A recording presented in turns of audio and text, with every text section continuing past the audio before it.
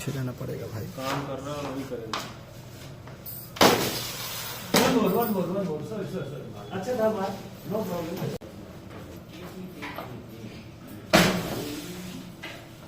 राकेश जी अभी आइए, आप जाइए, बोलिए।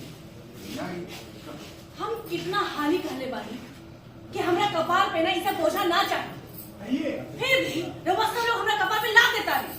अरे रउआ सब लोग मिलके हमके पागल बनाने की कहा तारी का? तू कैसन बात करत है? अरे बच्चा की कपड़ा लता किताब कॉपी बैग ये सब कहीं बोझ होके लगा। बुआ जी बोल ना। होल्ड ब्लॉक नहीं करा। वंदना जी, अपना श्वेता जी आइए राइट में। हाँ राकेश जी थोड़ा लेफ्ट। हाँ ओके। बुआ जी की लाइन से आपका फर्स्ट लेक्चर चेक करिएगा। हाँ फर्स्ट चेक करिएगा। हाँ होल्ड ये मान के